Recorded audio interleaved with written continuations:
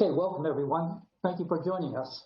Today we're going to be talking about third-party data privacy risk, what it is, why it's important, and then we'll demo how you can assess, monitor, and mitigate that risk using ServiceNow. My name is Mike DeAndre, and I'm the GRC Advisory Solution Architect here at Covestic.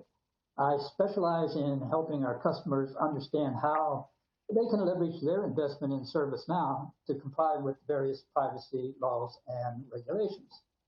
I'm joined today by my colleague Eric Smith, our Integrated Risk Management Pre-Sales Lead and ServiceNow Platform Solution Consultant. We are also joined by Teresa Law, Director of Product Marketing Management at ServiceNow. Eric, would you please introduce yourself and Teresa? Absolutely. Thanks, Mike. So as Mike said, I run pre-sales at Covestic. I've been working on ServiceNow for about 11 years now.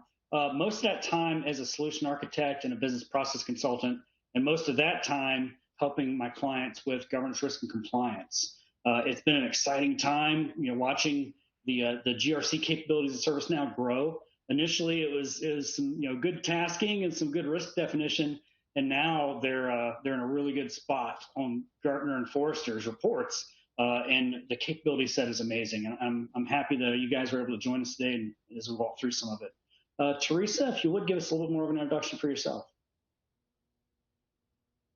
Absolutely. Thanks, Eric. Hi, my name is Teresa Law. I'm the Director of Product Marketing at ServiceNow, as Mike mentioned. I've been with ServiceNow about 3 years, with GRC, actually 3.5 years, with GRC the entire time. And we've seen it just skyrocket as the market has changed and grown, and as the customers' needs have changed and grown. And this pandemic in particular has really put a focus on GRC. Teresa, thank you for the intro. Thanks for joining us today. I understand you have a little bit more you want to share with us about ServiceNow.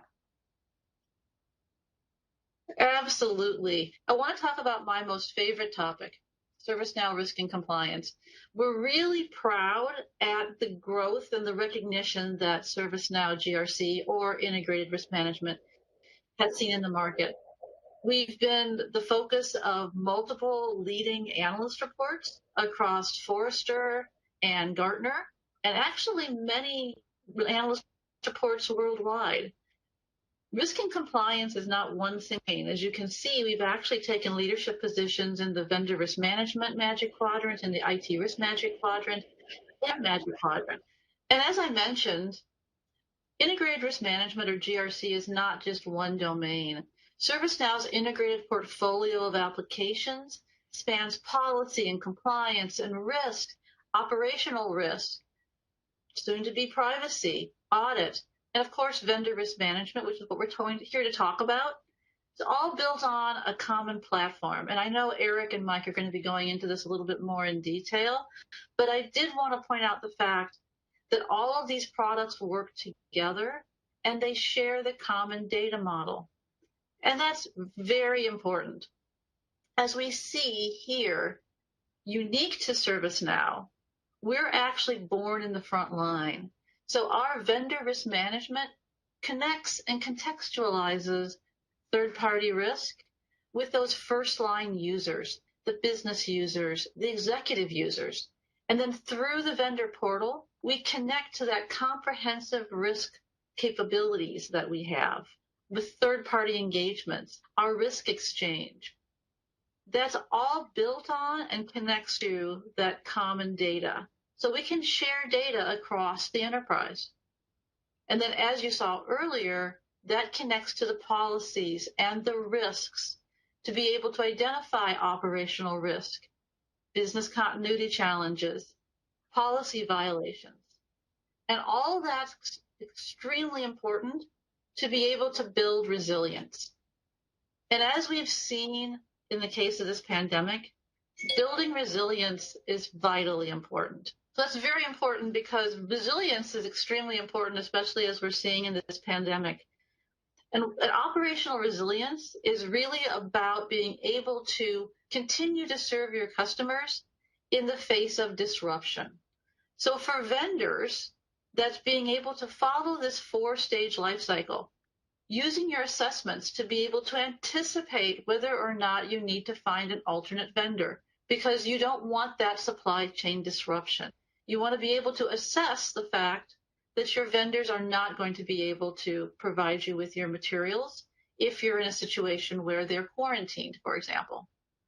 Prevent any disruptions and then respond very quickly. And most importantly, be able to adapt. So perhaps you need to ask additional questions to assess your vendors more accurately. Maybe you need to put more controls in place. But the whole idea is to be able to build that supplier resilience across your customers, your products, and your workflows. So with that, I want to turn it back over to Eric and Mike to be able to tell you a little bit more about third-party risk management. Outstanding. Thanks, Teresa. So Mike, let's dive into it. Okay, thank you, Eric. As Teresa pointed out, a comprehensive vendor risk program is indeed a critical element of operational resiliency. So let's talk about vendor risk. As we all know, in today's highly competitive global and digital economy, businesses must rely on a network of vendors to provide the products and services they need to generate revenues, to reduce costs, and basically to help them achieve and maintain a competitive advantage. Even moderately sized businesses rely on hundreds, if not thousands, of third-party vendors. And one of the most common types of third-party vendors that businesses rely on are data processing firms. Now, last year, 90% of businesses relied on vendors to process data on their behalf. All kinds of vendors. Vendors like payment processors, order processors, credit card processors, and so on. So while relying on these vendors is essential to a business, it also introduces a significant amount of risk. Last year, 21% of data breaches were confirmed to be caused by vendors.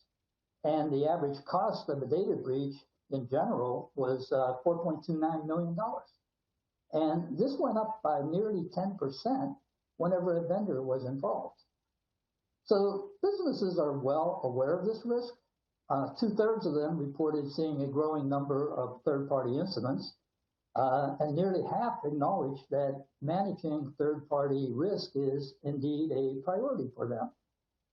But only a little over a third reported having sufficient resources to deal with that risk. So as a result, 50% of businesses reported really not having a clear understanding of the full scope and nature of their third-party relationships. And nearly that many, 43%, said they lack knowledge of the vendor's contractual terms and conditions. And 41% reported that they don't even monitor vendor risk. So this situation exposes these businesses to significant risk.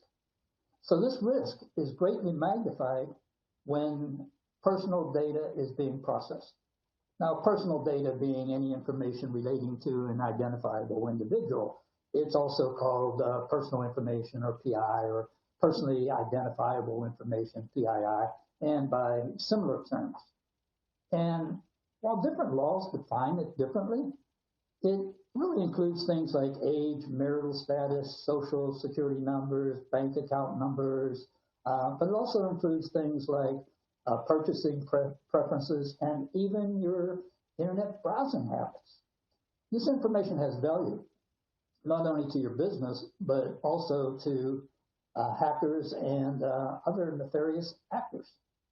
So any misuse or unauthorized disclosure of this personal information exposes your customers to what the FTC has referred to as an unwarranted invasion of privacy.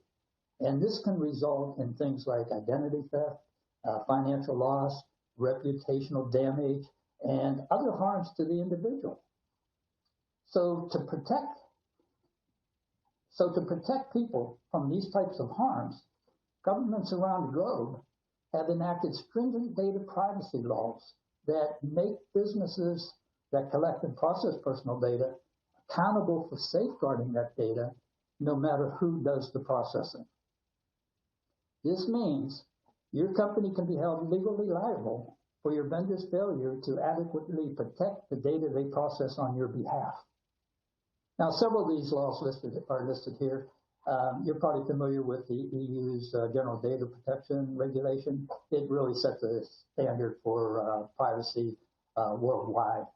But if you do business in any of these other jurisdictions, I'm sure you're familiar with these requirements as well.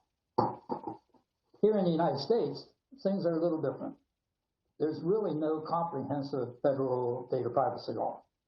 While there are industry-specific federal laws like HIPAA, which protects the privacy of personal health care information, PHI, personal data protection in general is largely left to the states. And California led the way in this area by passing the California Consumer Privacy Act, or the CCPA, and that law went into effect January 1st of 2020. And other states like Nevada and Maine have followed suit, enacting their own laws. And many other states have data privacy bills that are currently working their way through their respective state legislatures. Now, Covestic has published a series of blogs on the CCPA, as well as on the state of privacy laws across the country. And these are available on our website, and they can be accessed directly from the link shown here. So, what do all these different privacy laws have in common? Well, actually, they have a lot of things in common, but one is that they impose very hefty fines, including both civil and criminal fines for violations. And if that violation is willful, enforcement agencies like the Department of Justice here in the United States can get involved and file criminal charges. Also, many of these laws, like CCPA and HIPAA, they grant individuals the right to bring private rights of action for lawsuits, and these can be private lawsuits or they can be class action lawsuits against businesses that fail to protect their personal data. In addition, significant or repeated violations can attract the attention of government agencies like the FTC, who can then launch investigations into your company's business and your data protection practices. So the consequences of non-compliance can be very significant. So what do you do about it? How can you protect your organization from third-party induced privacy risk? Well, the key is to adopt a trust but verify approach. You start by contractually obligating your vendors to comply with your data privacy and security provisions. Then you continually assess your vendors, especially your critical vendors, to evaluate how well they are complying with their obligations. Then best practice is to periodically audit them to gain that additional layer of assurance and confidence. But last year, while 94% of businesses reported that they trust their vendors, only 59% actually assess their vendors.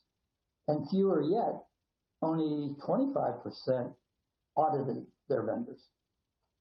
Yeah, and Mike, it kind of strikes me, I mean, there's an obvious risk hole here, based on the potential regulatory fines and harm to the company, harm to the customer that you've outlined. That's that 41% of businesses that aren't assessing their vendors at all. It strikes me that there's a huge missed opportunity here. The 25% of businesses conducting periodic audits. So that goes against the trust but verify, but also I think those businesses, those 75% of businesses, are missing a massive continual improvement opportunity. They're not going back and seeing, how we've asked vendors questions, what kind of responses we get, and maybe how we can ask fewer questions, better questions, basically improve that assessment process. Right, and validating those responses. So that's a good point. And that's absolutely the situation. And we saw earlier that the lack of resources makes vendor risk management extremely challenging. And a common frame that you and I have both heard often is so many vendors, so little time. Therefore, anything that we can do or anything that can be done to enhance the efficiency of the overall vendor risk assessment process is a really good thing. And this is where ServiceNow comes in and where ServiceNow really excels. So Eric, let me turn this over to you so you can tell us about ServiceNow IRM and how it can be leveraged to mitigate third-party vendor risk. Absolutely, and it's one of my favorite topics. And the ServiceNow suite, governance, risk, and compliance. Now it's becoming known as IRM, Integrated Risk Management. It's become very capable, and it's not just third-party risk. It can help your business in several other ways. You see here the application and its components. So policy and compliance, that's been around for a long time. And that's the blocking and tackling, if you will. It's the external frameworks, regulations that you have to comply with, understanding how those break down into individual citations, understanding how they break down into individual controls, which can then be applied or scoped, if you will, to your business. So how do those external things apply to our lines of business, the services we offer, our locations, individual servers, individual databases, bring it down to that level. It's also helping the company monitor and manage their policies. So not just making those policies public, breaking them down into controls and scoping them to the business so we can do continual compliance. Sometimes that's a automated process.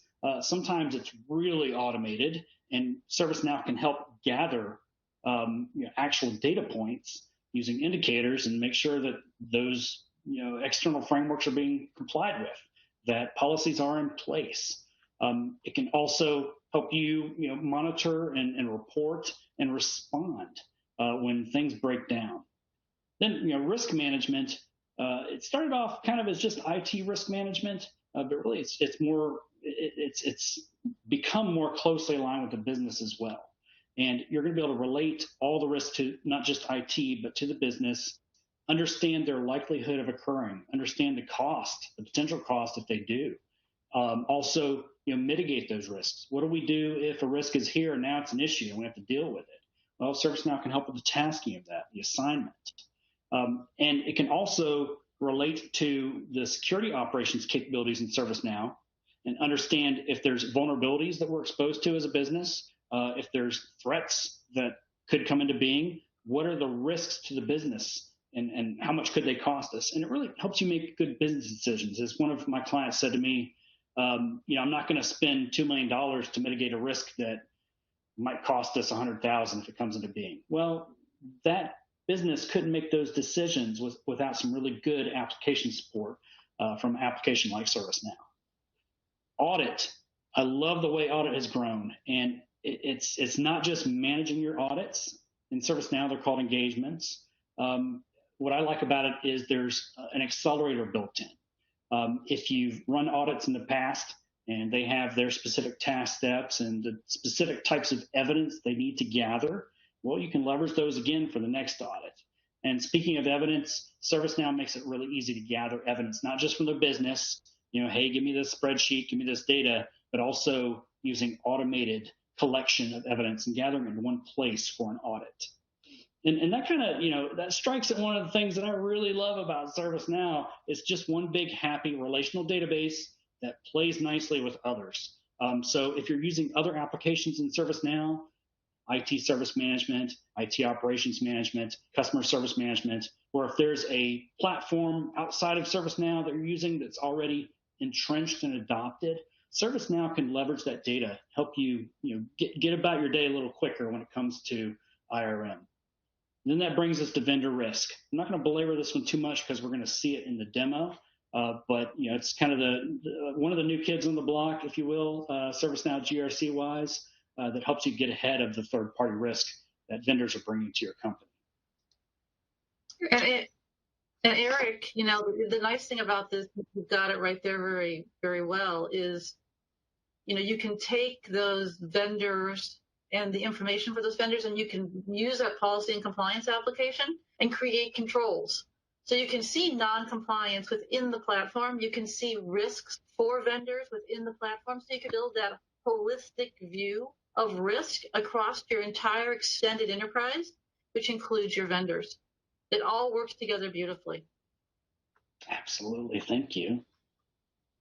So we see here the vendor risk assessment process. And I just want to take a moment to walk you through this because, Mike, Teresa, and I know that this isn't complex, that it is intended to be so easy that the business can do it, if you will, or, the chief risk officer or, his folks. It's made to be easy to work with.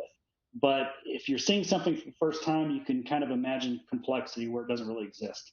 So the main thing you need to understand is that vendor risk assessments are built, as you see here, from the bottom up. Typically, you start by creating a library of questionnaire and document templates. So the questions we're going to ask vendors, the proof, the documentation we're going to ask from them, and then you'll have different types of questionnaires for different types of vendors. So you have one questionnaire for, let's say, a hardware vendor, or another type for a software vendor.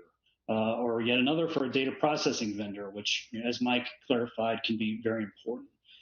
Then you draw from these templates and you create different types of assessment templates. So that's stored potential. Now you can relate those assessment templates to those different types of vendors.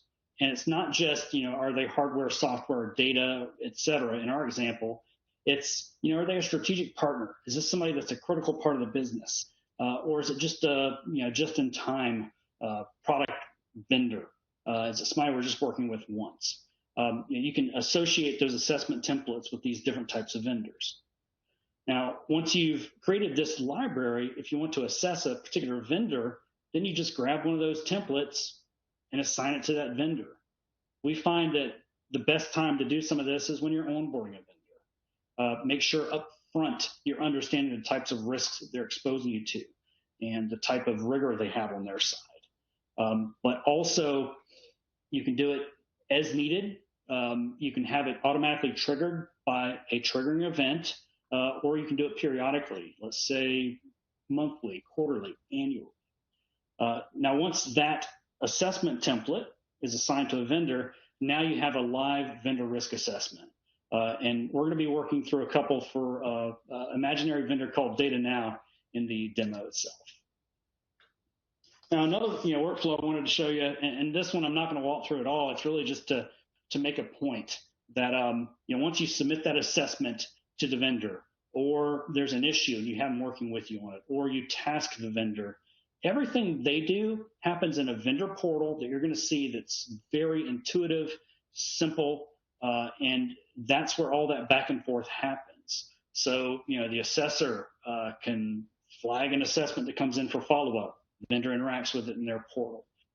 They can return questions or comments to the vendor, and the vendor goes to the portal to see that. If issues are created, that's where the vendor works with it. All the back and forth communication with the vendor happens in the vendor portal in real time or near real time.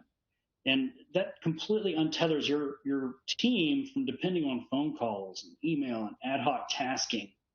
It significantly accelerates the process. Yeah, and Eric, I think it's worth it to point out at this point that, we can do these assessments at the vendor level, but you can get really granular. You can get down to the engagement, to the project that they're working on. You can do it by region, so you can see what your risk is like for your data centers in EMEA versus North America. So you can really get a sense for the risk and where that risk is coming from for your vendors. Outstanding. Well, let's see what it looks like. So we're going to go ahead and pivot to a demo. All right, so we see here a ServiceNow instance. Now, today we're going to be following around Wilhuff Tarkin. He works for a company we're just going to call Empire LLC. He is a vendor manager. So while he is highly focused on vendor risk and dealing with that, mitigating it, et cetera, and that's a big part of his day, he's also got some responsibilities for onboarding new vendors. So we're going to kind of see, at a glance, some of the features that can help him with vendor performance, if you will, another capability of ServiceNow. So as he logs into ServiceNow, he sees his favorite dashboard. This is vendor risk dashboard. And at a glance, he can see, is he having a good day or a bad day vendor-wise? So Moff can see, he has 196 vendors here. 2 of them have a critical risk rating. 2 of them have a high risk rating. Mine of them have a moderate risk rating, etc. You can see the tiering right up front. And all this is click-through capable. So if he wants to look at just his high risk rating, it's there to click through. There's also some different graphs that can help him understand his vendor posture at a glance. So here we see all of our vendors, and they're stacked by their risk rate. Here we see all of our vendors, and this graph is by their risk rating, but it's also stacked by the type of vendor. So I mentioned that, you might respond differently to somebody who's a strategic partner versus somebody who's just a valued partner, still love them, versus somebody who's a tactical supplier, just kind of a just in time or as needed. Speaking of that, we can also see our vendors by that rank. And there are pre-built assessments to help vendor performance managers with this tiering. So there are questions that you can ask the vendor, and you can ask of yourself to understand which one of those tiers that vendor falls into. We also see a crossover of our risk tier and risk rating for all the vendors. He can also manage all of his vendor issues. So in ServiceNow, vendor issues can be created manually, but typically they're going to be created by an assessment. We send an assessment out to a vendor, and we get a response back that we didn't expect or we didn't like. It can automatically trigger an issue. And there are different rules for that, so you can accelerate routing, you can accelerate tiering, if you will. But here we see all of our issues by priority by state.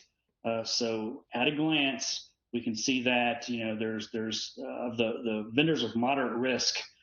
There's a few assessments out there that are still being finalized with the vendor, as an example here. We can also see open issues by priority by vendor, and there's one that's critical with Work Faster. There's a couple out there for Data Now as well that are high priority. We're going to be seeing a little bit more about those today. We can see all the active issues by vendor and also some aging, so we can make sure that the football is being moved forward, if you will. Now, as Moff clicks into Data Now, he sees there's 2 active issues right now. One of them's already been submitted to the vendor. There's a workflow process in the background. We're going to see a little bit more about this in a moment. But it's already been assigned to one of his colleagues on the Empire LLC side, if you will, to take a look at this issue and understand what needs to happen next to get more information, to address it, to mitigate it. And then it's already been assigned to the vendor for the vendor to work through. Then there's another one that's still in a state of analyze. So this one just came in. It was an auto-generated issue by one of the data privacy assessments that we sent that vendor. We can also see at a glance how vendor assessments are going overall. So we see a little bit of a chart here that there's some declining volume. Back in December, we had a few more assessments going out. We're expecting a little bit more of our vendors. And we can also see that there's 77 total assessments out there, and we can see them broken down by who they went out to.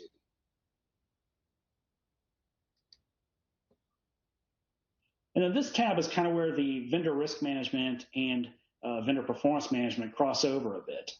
So of all the vendors, we can see their classification. This is for risk. We can also see their scoring. These are third-party vendors where we've done a little bit more introspection to understand how they're doing on the services they're offering on our behalf. We can also see their risk assessment and their security scores. Now, if Moff is a little bit more action-oriented this day and he doesn't just need to see a dashboard, there's also a workspace built by ServiceNow just for the process of managing vendors. And you see here Moff's 3 vendors that he's responsible for. Now, he can look at all of them, and this can be permissions-based. So if you want certain vendor managers to see certain vendors and not others, that's all within ServiceNow's capability set. So for a particular vendor, we're going to look at Cloud MSV for just a moment. There's quite a bit of data available. So we see the Cloud MSV as a valued partner. We see their vendor manager is Vicki Jonas. So if Moff has any questions that he's asked, about that vendor, how they're being onboarded, how they're doing, he can also work with an internal colleague. You can have communication and tasking supported within ServiceNow there. Their overall scores of 36%, room for improvement. and the average performance of their service offerings is 60. Now, they haven't been with us long enough for vendor satisfaction score, but there are automated assessments within ServiceNow that can go out to customers, that can go out to internal folks who rely on that vendor, and they can say, basically on a scale of 1 to 5, unhappy face, exceedingly happy face, how did that vendor do? And as all those assessments come back, it percolates up into a vendor score. We can also see what services this vendor offers on our behalf and how they're doing individually. We can see any assets that vendor is responsible for, databases, servers, what have you. We can see the contracts that apply to this vendor. In this case, we see a little bit of total cost, who the contract administrator is, some information about expiration. Now, I mentioned that vendor had some room for improvement. Well, there can be improvement initiatives, and these have their own workflow lifecycle, if you will, as well. If there's something, let's say SLA performance or customer satisfaction that a vendor needs to work on, you can launch an improvement initiative. It doesn't just have to be one particular vendor. It can be all of our software vendors need to get better about this one thing. We can also see the service level agreements that apply to the vendor. But let's go back to the one we're a little worried about today. Data Now is being onboarded right now. So we haven't quite tiered them yet. We haven't quite scored them risk-wise. We've just sent a few assessments to them. And as we're going to see, there's a few assessments awaiting their attention. So we see that there's a risk scoring rule applied to this. This is an IT vendor. And this strikes at what I mentioned, where if it's a hardware vendor, a software vendor, if they touch PHI, if you're in healthcare, if they have this element, if they have that element, if they're in this location, if they're in that location, you can apply different rules that will help you not only ask the right assessments to get a good score, but also calculate those scores. Let me go and dismiss all those notifications. So some of the vendor-based scoring hasn't happened yet because we're still onboarding this vendor. But we can click in here and see their risk rating details, how they're doing at a glance. So how does all this come together? Well, let's go back to our ServiceNow instance. Moff has a few favorites that he works with every day. Now, Teresa mentioned that this can cross over into actually managing individual controls. And I want to show you a little bit about how that can happen. So this is an authority document. Authority documents in ServiceNow GRC are the external frameworks, the regulations, the policies, the individual policy elements that govern how we do business. And they can have their citations, so the verbiage, and they can have their controls and control objectives, the action.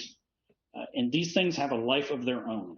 These controls can be related, scoped, if you will, to locations, to services, to things. And all of these, as they perform and as they're assessed, either in an automated fashion or via tasking, they're going to receive, sorry guys, I thought I had my Zoom closed. Let me kill it with fire.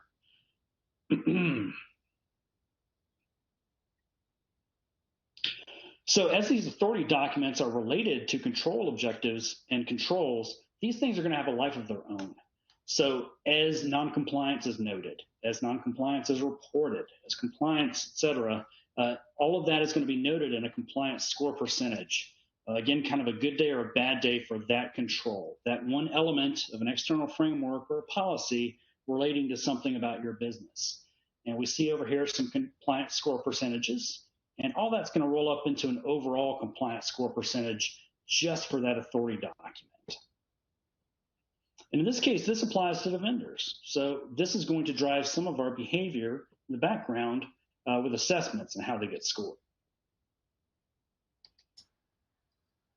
And you'll find, Eric, as you know, just about every privacy authority document, regulation, initiative, framework, it includes citations for vendors. Vendors are actually key to maintaining a good, strong privacy policy and program. Absolutely. And, policies, I love that you mentioned policy and program there. Policies are your friend. In this world, policies are a great aggregator within ServiceNow. So if you want to look across multiple regulation regimes and just say our change management controls, you can have a policy around change management. It can help you grab all those and see how we're doing compliance score-wise, and also related to vendors. So we see here our assessment metric types. We mentioned this in the presentation. This is where the actual vendor risk assessment starts to come into being. And there's quite a few here. Business resiliency, compliance. Some of these are going to be performance related, financial viability as an example. But we begin to see some things related specifically to vendors, the data privacy. How are you protecting your customers, our customers, private data? You also see SIG, so standardized information gathering. There's several different flavors of that. And I'm not going to dive into these because we're going to kind of see in a real world fashion what these assessments look like. I'm going to show it to you from the vendor perspective. But I do want to stop for a moment and say this is not something you should be daunted by at all. These assessment templates are relatively easy to work with, and there's several other accelerators to make it even easier. So you can import from Excel. There's a template this can provide to help guide you along with that. As I mentioned, there's the SIG questionnaires, which are available in the ServiceNow store. So you can start with those all the way from the full to the light. And then also there is an assessment designer, and it's all drag and drop. So if there's Booleans, that's just a boop, boop, drag, drop. If there's a choice, it's drag, drop. If there is a question that only needs to be asked based on the response to another question, so if this is a yes, then ask this question, easy peasy. And then also you can have stored potential as far as questions. So it's actually better if I show you here because it's categorized. You can also pull from categorized lists of questions, a question bank, if you will. So I don't want demographic questions. I just want data privacy questions. Does your organization have and maintain an inventory of all, et cetera? Yes, I want that one. Drag, drop. So you can begin to see how you can build out additional assessments for yourself.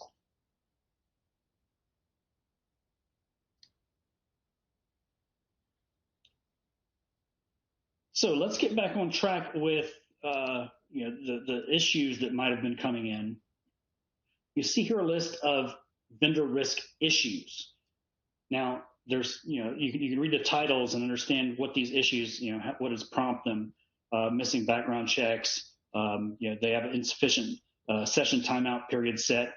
These can be triggered by automated.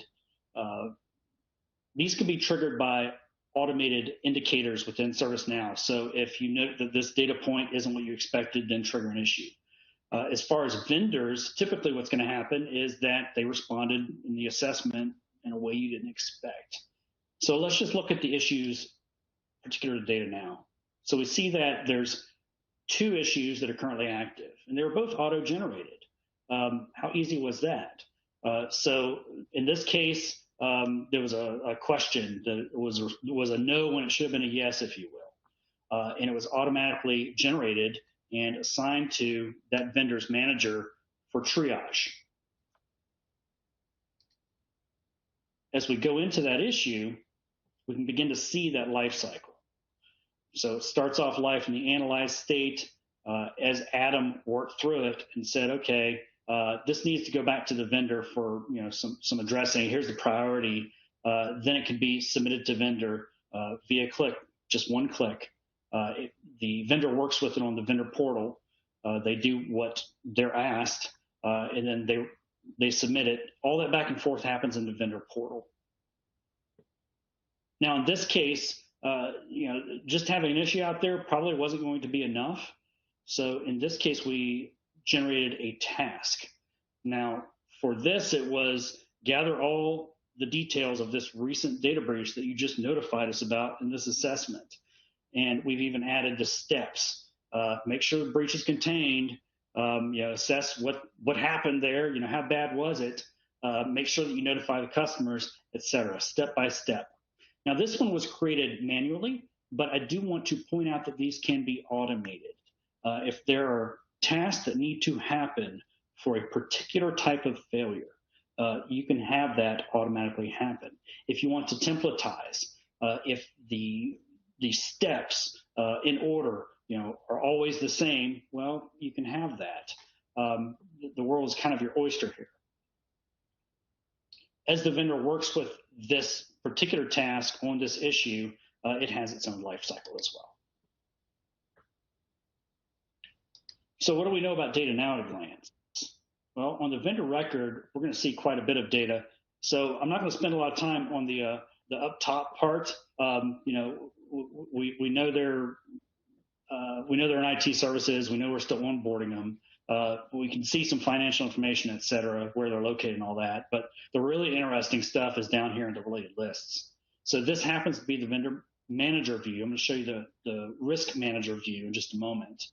But we can see the assets, the contracts, the SLAs, any particular catalog items they support for our employees, who the stakeholders are, vendor categories, et cetera. And we can also create a vendor improvement initiative from here. So if we wanted to see what that looks like from a vendor risk perspective, a completely different set of data. And you can set these different views up. You saw there at a glance, there's several of them based on the role of the person who's viewing it. So for the vendor risk manager, they see what agreements we have with DataNow. They see what business services they support, what contracts are in place, how many assessments are currently out there in flight, what issues we have. And then we get to the real meat of it, what risks this vendor is associated with, and what controls this vendor is associated with.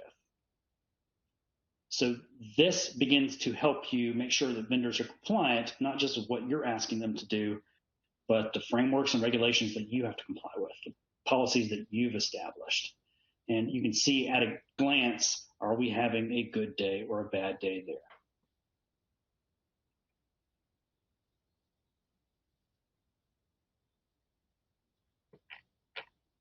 All right, so what does this all look like from the vendor's perspective? I've showed you the way that the vendor managers or vendor risk managers, if that's the specific role, can work with all this data in ServiceNow. I've pointed out there's quite a few accelerators to make it a little bit easier for your business. But how easy is it for the vendors themselves? Well, here's the vendor assessment portal. In this case, I have it pulled up in my Chrome browser, but I do want to point out that this is also, it can be mobile enabled. So if that vendor is always on their iPhone or their iPad or they're out in the field, they can get a look and feel that's very similar to this and just as intuitive to work with. So currently I'm Eric Smith. Hi, I work for DataNow, and all I know about this Moff Tarkin guy is he keeps sending me assessments, and recently he sent me an issue, and then all of a sudden he tasked me. Oof, what do I do about all that?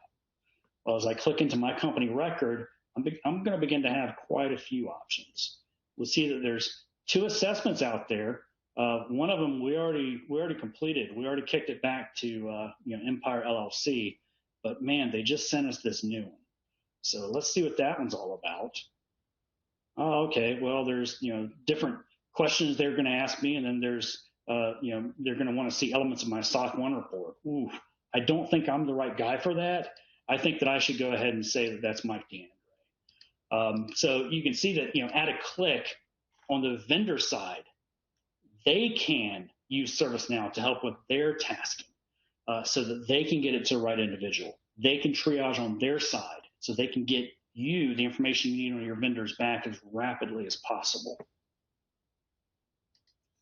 Let's go into the questionnaire. We can begin to see this is just an example. This is just an example. I'm going to get something for you that's a little bit more specific to data privacy.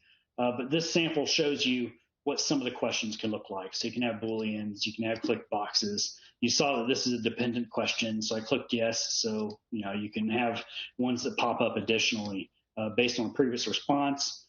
You can say that certain questions are required. That's what that red asterisk was indicating. And once I clicked it, turned gray. You can also have attachments.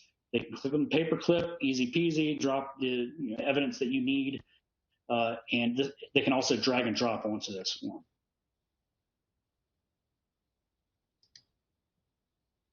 They also have options as they're working through it. So if there's 50 questions and they know 10 of them, they can go and do the 10 they know, save it, not submit, assign it to the individual who assign it to the other individual who does know. So I'm just going to go and discard my changes. Let's get to examples of something that might be a little more germane to you. So a data privacy risk quick assessment. This was already submitted, and we've already responded to it to the best of our ability, and this prompted an issue.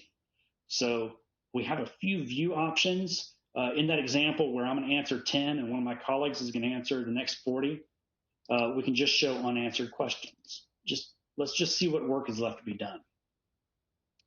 And we see here some of the examples of privacy-related questions we can ask. Do you have a data privacy officer, chief privacy officer, et cetera? Do you incorporate privacy by design? Do you have PII?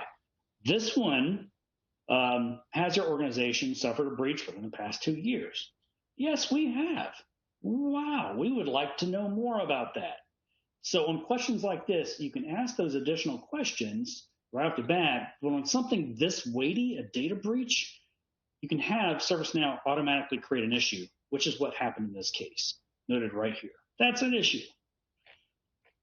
So now let's look at how the vendor can work with that issue. So I go to my issues dropdown, and I see that there's just one here. So as I click into that issue, there's a back and forth communication that can happen right here. So Mike DeAndre, my colleague on my side at DataNow, created this without his knowing by that response to the data breach question. That's how the issue came into being. That is noted here. But this has already been back to my vendor manager at Empire LLC, Grand Moff Tarkin, and he's already added a task. So let's look at that task. Gather details of recent data breach with supporting documents. Okay, easy enough. Let me click into that. And then Moff has given me some steps. I need to contain the breach, etc. I can go ahead and start progress, let him know that I'm working on it, and it shows up on his side real time. Oh, they're working on that issue. Good. When I have this documentation of these actions, all these actions, and I have it ready, I can attach it right here. Save. The company sees it immediately. When I'm ready to resolve it, I think I've followed all these steps, resolve task. Again, shows up automatically. So Eric, I think this is probably one of the most powerful things that we've got in the vendor portal. It's this real time, and I don't know if people actually really understand the fact that this is real time. If somebody, we saw that other screen, the issue screen, that had that notes, comments tab, if you'd clicked into that, you would have seen this exact same correspondence back and forth, the same workflow. It is happening all the time. And I think to be able to get questions answered that quickly, to move things along, that's what really drives the efficiency for vendors to be able to return those assessments quickly and have companies, organizations be able to process them more quickly. And that's saving people just tons of time. But it's this real-time chat capability that helps to drive that. And I think it's something people don't always notice because it's sort of lying there, but it is so very powerful. 100%. And Teresa, you and I are kind of focusing at the person who has to manage all of it. Well, what about executives? If something's percolated up to that level and they want visibility on how are we doing with that vendor issue, they can add themselves to the watch list or be added, and they could be notified of these notes as well. So they can see real time. In real time. That's kind of the secret. It's not 3 weeks from now. It's in real time. Absolutely. So we've talked a lot about easy. Well, how do we make it easy for the vendors? Well, they've already got a pretty good portal, but there's also, there can be a frequently asked questions page. So you see here some stock things, but as your vendors work with your version of the portal, if things come up, issues come up, with them just getting into the portal or using it, you can have frequently asked questions here to address it. So that's our vendor risk management demo. We've also seen some of the vendor performance issues. We've seen how all of this can be used all the way down to your vendors. So to sum up, regulators have made it very clear that when it comes to privacy, you're responsible for all the data you collect. You cannot contract away your responsibility or accountability, and a vendor breach equals your breach. So make sure that you have something in place, hopefully like what we showed you today, to make sure you're responding appropriately. Just to sum up some of the things we saw today, the 5 key components, how you assemble a vendor portfolio. We saw a little bit about how you onboard your vendors. We learned a little bit about vendor assessments. We also learned how those assessments come into being. We also saw the vendor portal itself and how the vendors can interact with not just your assessments, but issues if they happen. We also saw a little bit about how you can begin to remediate those issues and respond to them. And we touched on the GRC/IRM integration with all of this process. I do want to say there that we skimmed the surface there. We didn't really show you much of how audit can be brought into this, or the external frameworks. We showed you the control. There's more to share there. So I just want to say that if you want to hear more about that, please contact us or ServiceNow and ask for a more detailed demo. So with that, thanks for joining us first. I hope you enjoyed that, but we did have a few questions come in. So let's go ahead and take a look at that, see how we can help you out.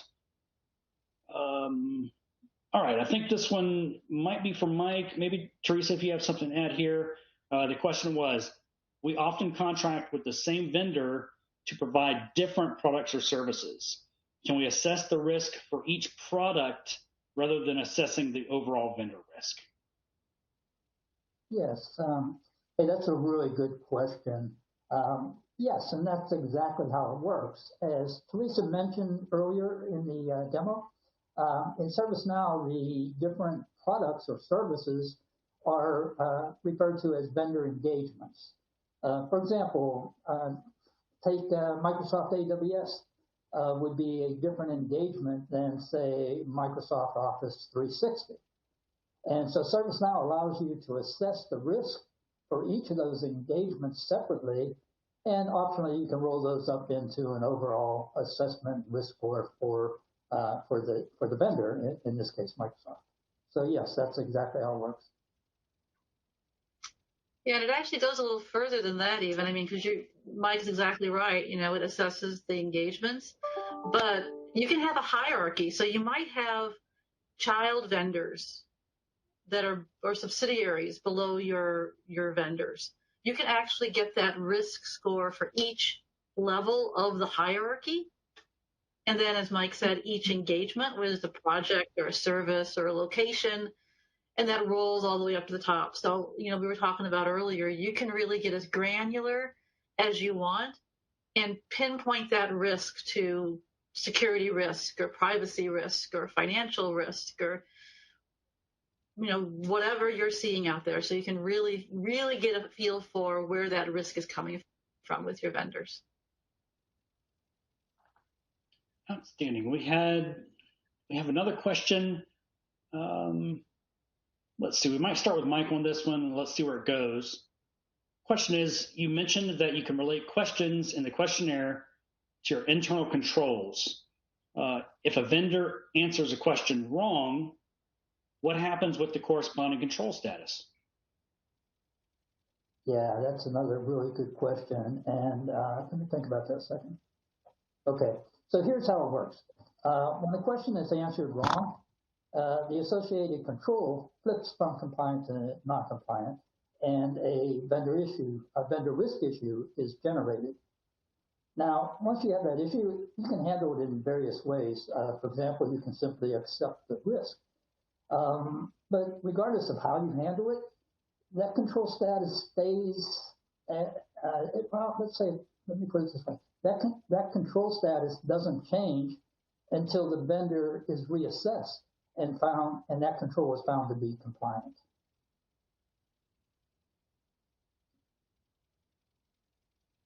All right, we had another question. Can we manage vendor contracts with respect to renewal and expirations? Yes, and you can do this in multiple ways in ServiceNow. Another good question. Okay, so one way you can do it is when if you want to continually monitor your vendor to see how well they're complying with their contractual obligations, as you pointed out, as you pointed out in the demo, Eric, you can set up these vendor agreements as authority documents in ServiceNow, in the ServiceNow policy and compliance application. And when you set it up in policy and compliance, ServiceNow will ask you to specify a valid to date. And then once you set that date, as that date approaches, ServiceNow will notify you. And then actually 30 days before that date, ServiceNow will trigger a workflow automatically that will route the agreement for review and approval, which allows you at that point to either renew it or to terminate it as desired. So it's a very efficient process. Outstanding. Yeah, and Mike, it occurs to me that there's even more there. ServiceNow also has a contracts management application. It's kind of outside the GRC purview, but it can relate to it. If you need to manage that renewal, expiration, extension with the financial aspects of it, ServiceNow can get into that level. That's a great topic for another conversation for your procurement folks. But it can do even more. Yes, everything you just mentioned, but it can do more. Yeah, absolutely. And I think the thing that we overlook sometimes is it's the power of the platform.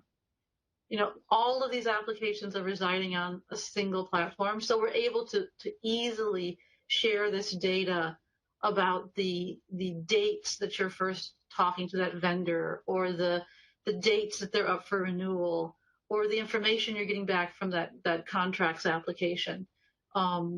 It really is the fact that we have a single common platform underneath everything that allows us to do all of this. Outstanding. And thank you, everybody, for joining us today. Teresa, thank you for joining us. Mike, great working with you as always. Hopefully you enjoyed this. Make sure that you check out more on-demand webinars. The URL is here. Go to servicenow.com, search for events and on-demand webinars. Thank everyone for your time today.